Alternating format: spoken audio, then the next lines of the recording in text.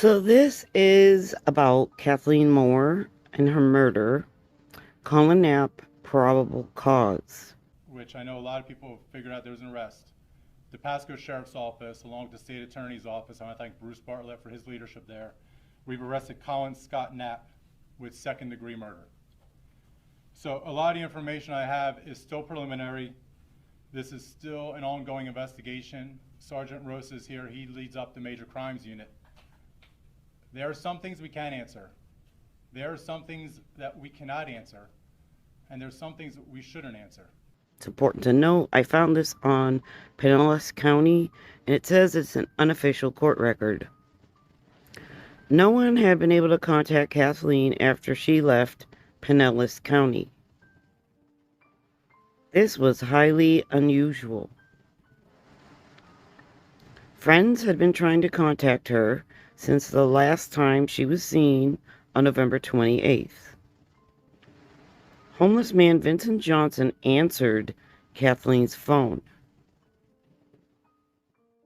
He indicated he had the cell phone in his possession in Pasco County. Johnson had found it inside a dumpster. Detectives conducted a field interview with Johnson November 30th at 5 p.m. He indicated he's homeless and stays in a small camp behind the Walgreens, located at 7420 State Route 54 in Port Richey, Florida. He received consent from the Walgreens management to look through their dumpster regularly for any food or discarded items of value.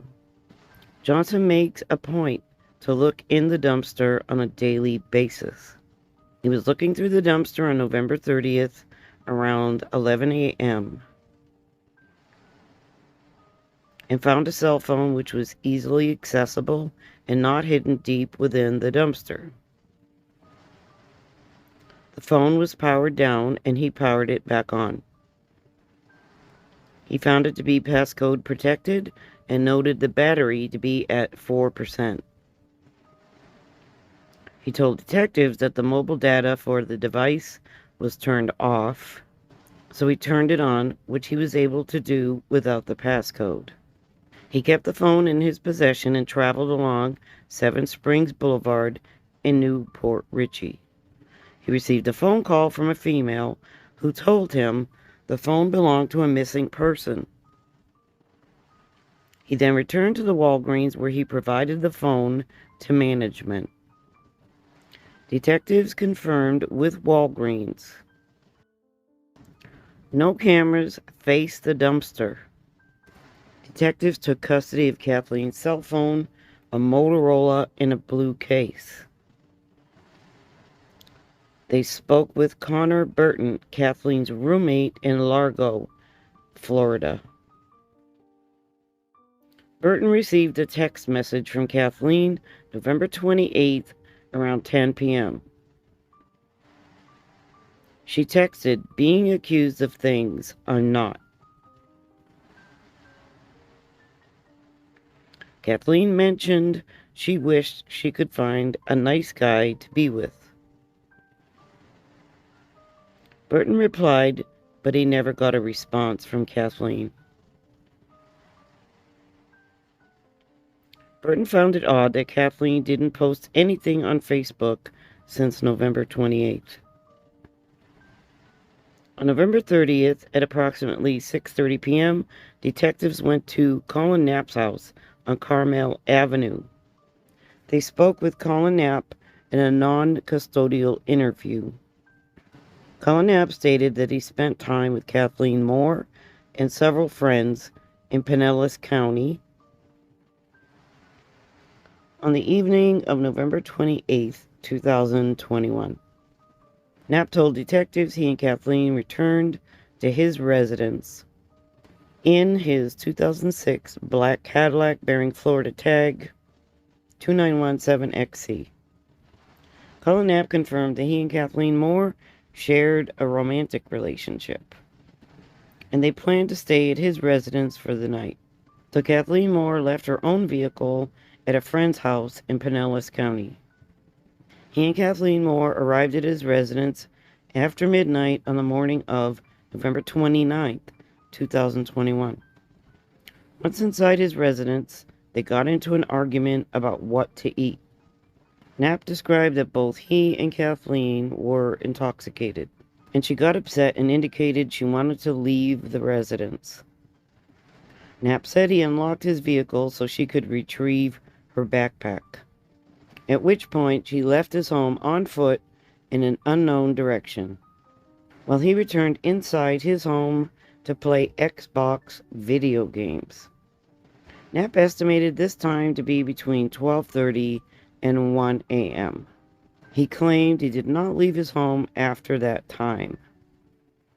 Knapp claimed he had no information as to Kathleen Moore's whereabouts.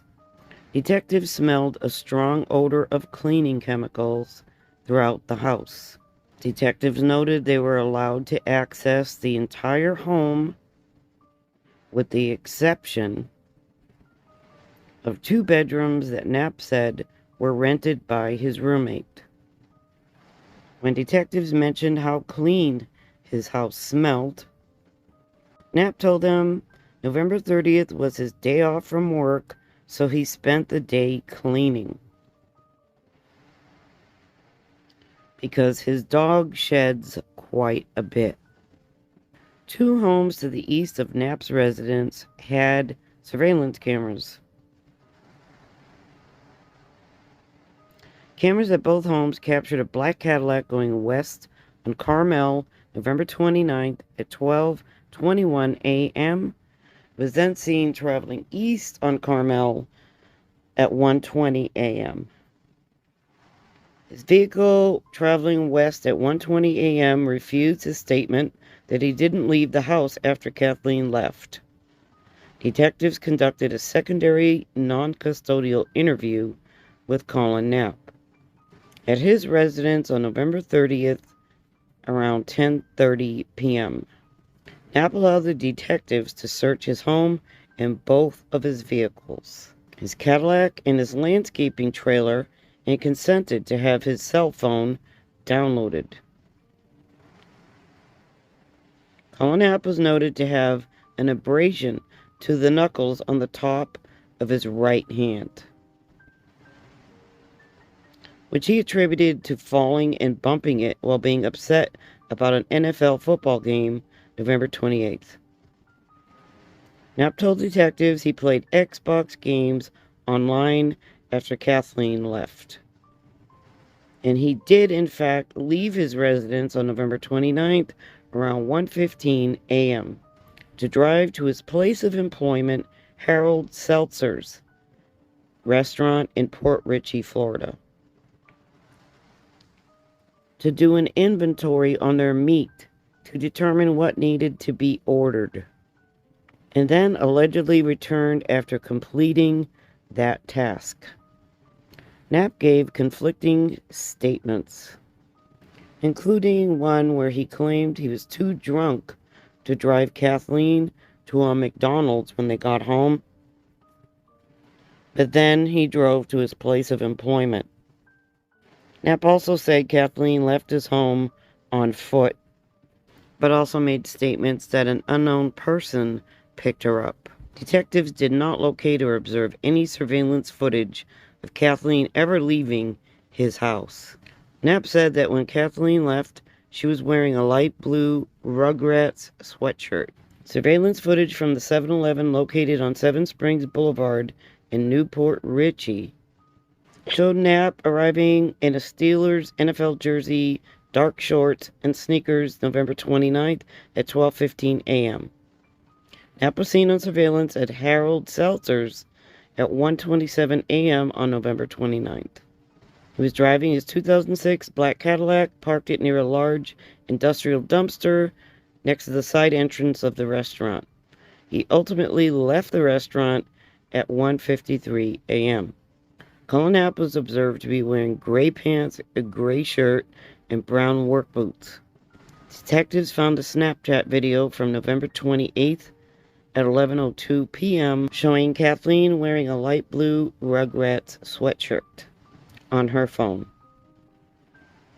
On December 2nd, detectives had Waste Management bring Harold Seltzer's dumpster to the landfill so they could search it.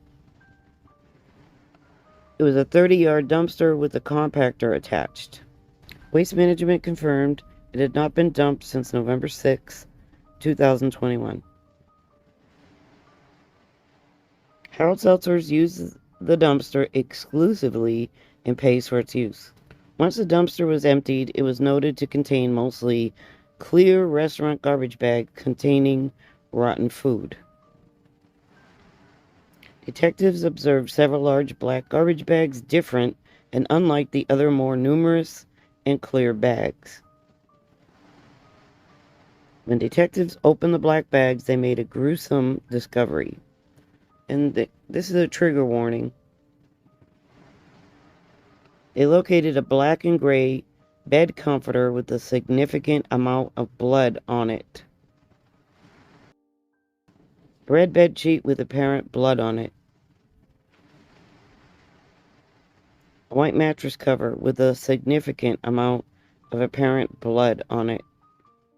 A Visa credit or debit card in Kathleen Moore's name. A set of car keys with a maroon in color beer lanyard attached. A pair of older brown work boots.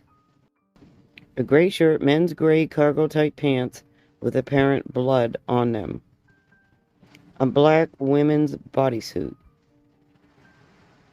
A backpack. A light blue in color RUGRATS sweatshirt. 3 different pillowcases. A leopard print pillowcase, a red pillowcase with stripes, and a black and gray patterned pillowcase. The RUGRATS sweatshirt is consistent with the clothing that Kathleen Moore was wearing in the Snapchat video. The black bodysuit and the backpack were consistent with the description of clothing items she was last seen wearing. Car keys and lanyard were later identified as Kathleen's keys to her car. The 3 pillowcases matched pillowcases photographed when searching Knapp's residence on November 30th, 2021. Detectives obtained a judicial search warrant for Knapp's house on December 3rd, 2021. Prior to executing the warrant, detectives met with Knapp again. He agreed to meet them, and they conducted a non-custodial interview with Knapp at their C District building in Port Richey. Knapp identified and confirmed photos of clothing he and Kathleen were wearing on November 28th, 2021. He identified and confirmed surveillance from Howard Seltzer's when he was there doing the meat inventory, and identified and confirmed he was wearing gray cargo pants while he was there. He was shown photos of 3 pillowcases found in the dumpster. He confirmed they matched the 3 remaining pillowcases that were in his house. At this point during the interview, Collin Knapp became upset. Knapp said he felt he was being accused and ended the interview and then left the building. Unbeknownst to Knapp, detectives had placed a court-authorized tracking device on his Cadillac. Knapp traversed Pasco County to Interstate 75 North, then drove north out of the state of Florida. On December 6th, the FDLE confirmed blood on Knapp's pants matched Kathleen's blood. On December 6th, Collin Knapp was arrested for the murder of Kathleen Moore. Again, our condolences go out to the family of Kathleen Moore, all her family and friends. I can say, she is deceased. Today we positively identified her body based on tattoos. Nicole came in around 11:30 this morning that she was discovered in the woods off of Kamalo Drive which is, she was about 50 yards northeast of Collin Knapp's home. And so it was a very heavily brushed area. She was actually covered. You can almost describe she was definitely covered on purpose.